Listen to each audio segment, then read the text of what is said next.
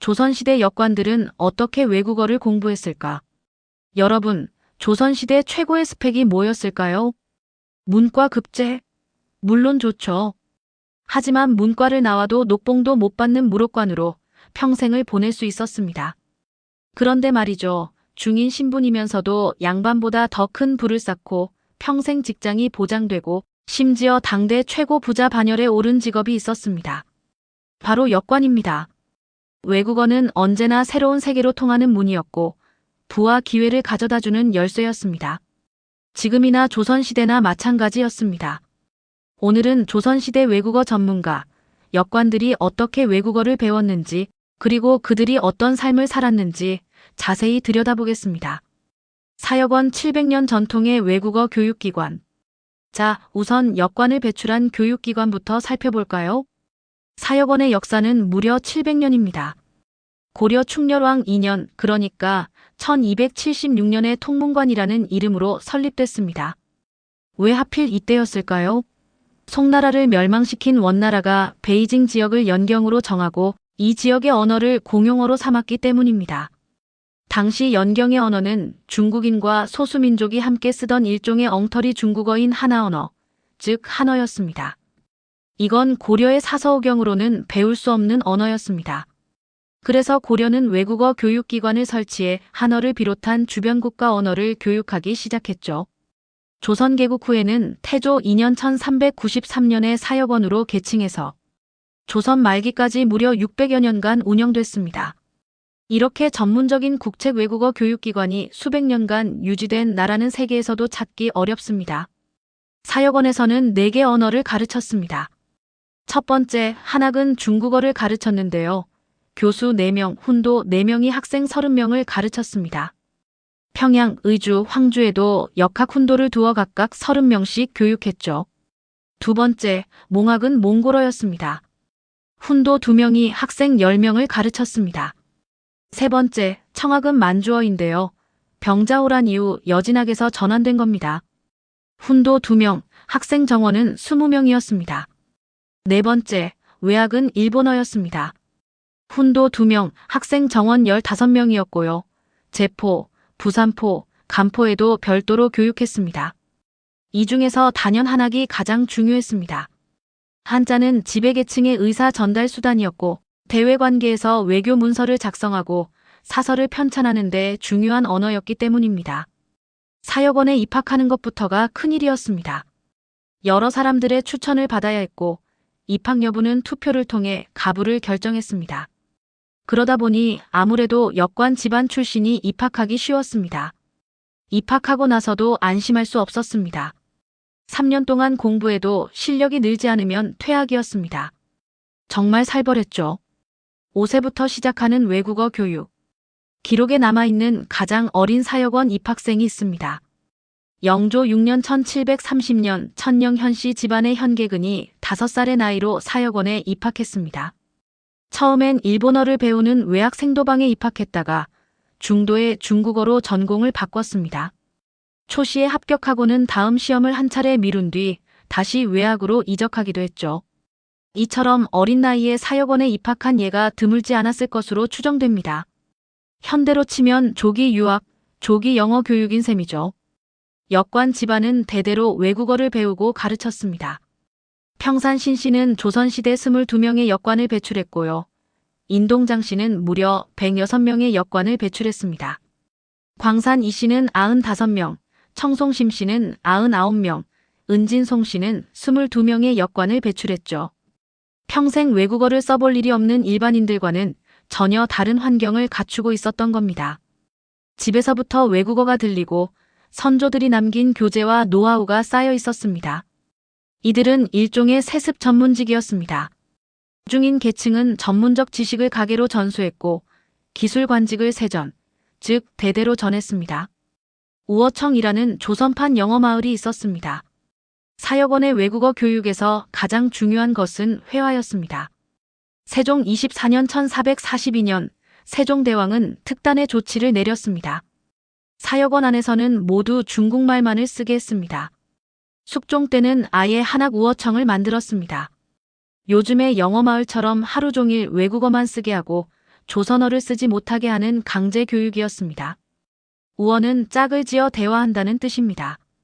두 사람이 짝을 지어 끊임없이 외국어로 대화하도록 한 거죠. 그리고 단속도 철저했습니다. 사역원 내에서 조선말 사용이 적발되면 논관은 파직 후 1년간 채용이 금지됐으며 전함권지는 1년간 취재를 불허당했습니다. 생도는 정도에 따라서 가벼운 체벌이 있었으며 중범자는 형조에서 논죄로 다스려졌습니다. 상하 동료 간의 대화는 물론 공사회의에서 음식, 기거의 일상 용어까지 한어를 사용케 했습니다. 정말 철저했죠. 사역원의 교제는 놀라울 정도로 실용적이었습니다. 노걸대는 3명의 고려 상인이 말과 인삼, 모시를 팔기 위해 중국에 다녀온 과정에서 겪는 다양한 상황을 적어놓은 책입니다. 말을 사고 파는 법, 베이징에 도착하여 여관에 드는 방법, 조선의 특산물인 인삼을 소개하는 방법. 그야말로 실무에 필요한 실용 비즈니스 회화였습니다. 문장의 구성도 상당히 체계적이어서 한 페이지 안에 같은 단어를 반복해 계속 읽다 보면 자연스레 단어를 외우게 되어 있었습니다. 노는 우리말의 시, 영어로 하면 미스터쯤 되는 말이고 걸대는 몽골인이 중국인을 가리킬 때 쓰는 말입니다. 즉 노걸대는 중국인 나리 정도의 의미죠. 통사는 역관의 통칭이었습니다. 따라서 박통사는 박씨 성을 가진 역관이라는 뜻으로 고려 역관을 말했습니다. 노걸대가 초급 비즈니스 회화였다면 박통사는 고급 단계의 일상생활 회화였습니다. 전당포에서 돈을 빌리는 상황, 공중 목욕탕의 요금과 때밀이, 차용증 쓰기. 중국 생활에서 경험할 수 있는 다양한 내용들이 망라되어 있었습니다. 재미있는 것은 박통사의 지금은 전해지지 않는 가장 오래된 서유기인 서유기 평화의 내용이 부분적으로 소개되고 있다는 점입니다. 황풍괴, 홍해아, 화염산, 여인국 등 서유기의 주요 에피소드가 당시 고려 사람들에게도 잘 알려져 있었음을 확인할 수 있습니다. 일본어 교재인 첩회신어는 새로운 일본어를 빨리 해독하는 책이라는 의미입니다. 이 책은 임진왜란 때 일본의 포로로 잡혀갔던 역관 강우성이 귀환해 10여 년간의 일본 생활 경험을 바탕으로 1676년 숙종 2년에 만든 교과서입니다. 놀라운 점은 비속어까지 넣었을 정도로 철저한 실용어 중심이었다는 겁니다. 살아있는 말을 가르쳤던 거죠. 시대 변화에 맞춘 교재 수정. 성종 11년 1480년 경연에서 있었던 일입니다. 시독관 이창신이 명나라 두목대경에게 한어를 질정했는데 대경이 노걸대와 박통사를 보고 이렇게 말했습니다. 이것은 바로 원나라 때의 말이므로 지금의 중국말과는 매우 달라서 이해하지 못할 때가 많이 있다. 즉시 지금의 말로 두어 구절을 고치니 모두 해독할 수 있었습니다. 이처럼 사역원에서는 언어의 변화를 민감하게 감지하고 교재를 지속적으로 수정했습니다. 사신이 외국에 나갈 때는 현지 언어의 변화를 반영해 교재를 수정하는 책무를 가진 사람이 따로 붙을 정도였습니다. 몽어 노걸대의 목판본에는 여러 차례 개편 때마다 오려 붙여 넣은 흔적이 남아 있습니다. 시대에 따라 언어가 바뀔 때마다 매번 수정과 보완을 거친 거죠. 사역원의 외국어 교육 평가는 4단계로 이루어졌습니다. 첫 번째 단계, 원시는 사역원 자체 평가로 형성평가와 총괄평가를 종합하여 과거 시험에 응시할 자격을 주었습니다. 두 번째 단계, 고강시는 생도에게는 외교사절단을 수행할 수 있는 혜택을 주고 현직 관리에게는 장학을 위한 평가였습니다. 노걸대와 박통사에서 빠지지 않고 출제됐죠. 세 번째 단계, 취재시는 예조에서 사역원 생도들의 재능을 시험하여 하급 관리로 임용하는 평가입니다. 네 번째 단계, 역과시가 최종 관문이었습니다. 역관을 선발하는 사역원 외국어 교육의 최종적이며 종합적인 평가였죠. 3년에 한 번씩 열렸고 선발 인원은 초시에서 한학 23명, 몽학 외학여 진학각 4명씩 해서 총 35명이었습니다. 복시에서는 한학 13명, 몽학 외학여 진학각 2명씩 해서 총 19명을 뽑았습니다. 노걸대는 초시 복시에 모두 출제됐지만 박통사는 복시에만 출제되는 경우가 많았습니다. 그만큼 박통사가 더 어려운 교재로 인식됐던 거죠. 대전 속록에 의하면 서종법은 독서 권장과 그 실적을 평가하는 방법이었습니다. 매일 또는 매월 독서 목표량을 정하여 필독하고 때로는 독서한 내용을 임의로 추출하여 매월 평가해 그 평점과 독서 분량을 개인별로 기록했습니다. 개인별 기록에 따라 독서의 한도를 어긴 자나 독서에 태만한 자는 처벌했고 실적이 우수한 자는 근무 평정이나 승진에 반영했습니다. 강독 방법. 일강은 날마다 강독하는 것이고 순강은 열흘마다 강독, 만강은 보름마다 강독, 월강은 한 달 만에 강독하는 방식이었습니다. 강독 방법도 두 가지였습니다. 임무는 책을 읽고 의미를 파악하는 교과였고요. 배강은 과제로 제시된 책의 내용을 암송하는 교과였습니다. 출석도 철저히 관리했습니다. 출석 일수를 기록하여 무단 결석자나 핑계를 이유로 출석하지 않은 자를 처벌했습니다. 자, 이제 가장 중요한 얘기를 해볼까요? 역관들이 얼마나 돈을 많이 벌었는지 말이죠. 무역으로 부를 쌓다. 조선은 가난하게 국정을 운영하던 나라였습니다. 사신단에게 경비를 많이 주지 않은 대신 무역 활동을 허가해서 여기서 번 돈으로 경비를 충당하게 했습니다. 역관들은 사신단 무역에 동참해 공적으로나 개인적으로 무역 활동을 통해 상당한 부를 쌓을 수 있었습니다. 팔포무역. 사행에 참여하는 역관들은 팔포라는 무역 자금을 받았습니다. 이 은을 무역 자금으로 활용하여 중국 물품을 수입했습니다.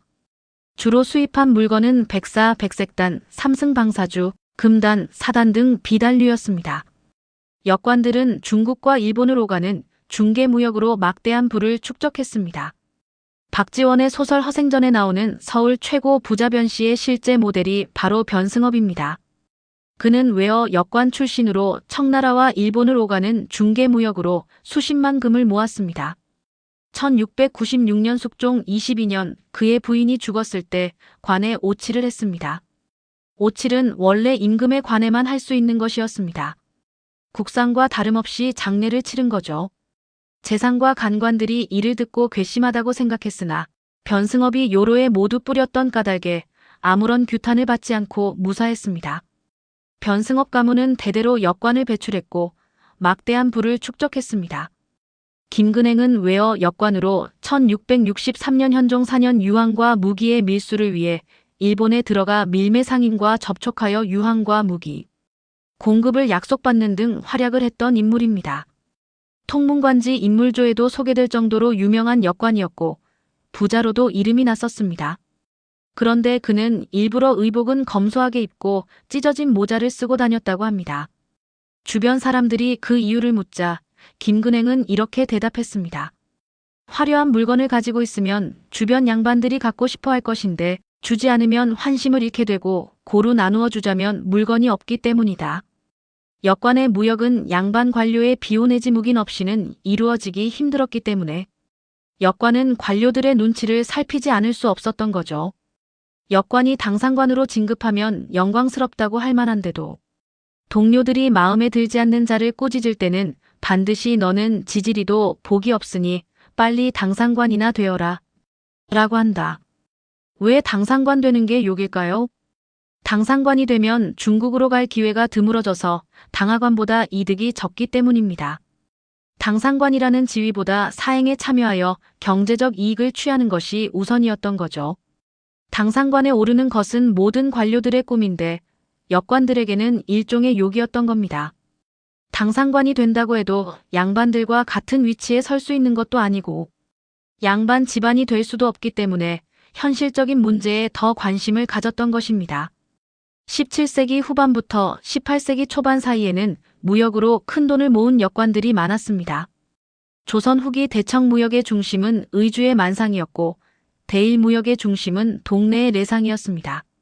개성의 송상은 양자를 중개하며 큰 이득을 남겼죠.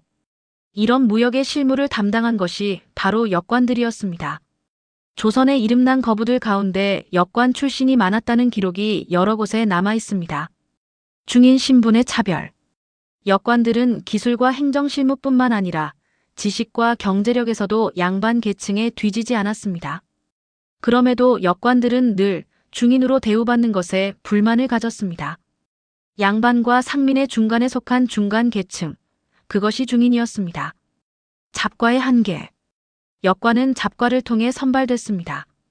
하지만 조선 사회에서 잡과 출신자는 문과 출신자에 비해 차별을 받았습니다. 조정의 대신들은 역학 또는 역관을 천하게 여기면서도 역관의 임무가 국가의 중대사임을 자주 강조하는 이중적 태도를 보였습니다. 하지만 중인 교육의 교육과정이 선진 외국 신설을 포함하고 있었기 때문에 외국 문물의 도입과 정보에 민첩했고 사고방식이나 행동이 현실적이며 실용적이어서 전통 유학에 고루하지 않았습니다. 그래서 중인은 개화운동의 선구자나 한말의 고위직 관료로 진출하는 사례가 허다했습니다. 김범우는 역관 출신으로 서학을 동전하는 데 공헌했습니다. 오경석은 역관 출신으로 중국의 신설을 구입하여 개화 사상으로 발전시켰고 개화파 형성에 큰 영향을 끼쳤습니다. 이상적은 추사 김정희의 제자이자 뛰어난 역관으로서 평생 13번이나 청을 다녀왔으며 철종대의 종계변무를 해결하는 데 큰 공을 세웠습니다. 최세진은 이문집남, 훈몽자회, 사성통해 등의 저자이자 노걸대와 박통사를 처음으로 한글로 번역한 인물입니다. 조선 후기에 들어서자 신분 해방을 위하여 적극적으로 나섰고 근대화의 흐름도 주도적으로 이끌었습니다. 그렇다면 역관들의 외국어 실력은 실제로 어땠을까요? 시대에 따라 달랐던 실력. 조선 후기 일본 통신사로 다녀온 조엄은 일본어 역관 10명 남짓의 실력이 형편없다고 기록했습니다. 반면 다른 기록에서는 역관들이 외국어를 자유자재로 써서 현지인들과 수다를 떨며 친교를 나누는 경우도 많았습니다. 때에 따라 좋기도 하고 나쁘기도 했던 거죠. 천재 역관들. 오성 이항복과 월사 이정기는 정식으로 외국어를 배우지 않았지만 능숙하게 중국어를 썼다고 합니다. 역관 집안이 아니면서도 외국어를 익힌 천재들이었던 거죠. 자, 오늘 조선시대 역관들이 어떻게 외국어를 배웠는지 살펴봤습니다. 정리해볼까요? 첫째, 700년 전통의 전문 교육기관 사역원이 있었고요. 둘째, 5세부터 시작하는 조기 교육과 가문의 전승이 있었습니다. 셋째, 우어청을 통한 몰입식 회화 교육을 했고, 넷째, 노걸대 박통사 같은 혁신적인 실용 교재가 있었습니다. 다섯째, 4단계의 엄격한 평가 시스템이 있었고, 여섯째, 무역을 통한 막대한 부의 축적이 가능했습니다. 역관은 중인 신분이었지만 실제로는 조선 최고의 스펙을 가진 직업이었습니다. 외국어 능력 하나로 평생 직장이 보장되고 무역으로 엄청난 부를 쌓고 심지어 근대화의 선구자가 되었죠. 오늘날 우리가 영어를 배우고 외국어를 공부하는 것도 결국 같은 맥락이 아닐까요? 외국어는 언제나 새로운 세계로 통하는 문이었고 부와 기회를 가져다주는 열쇠였습니다.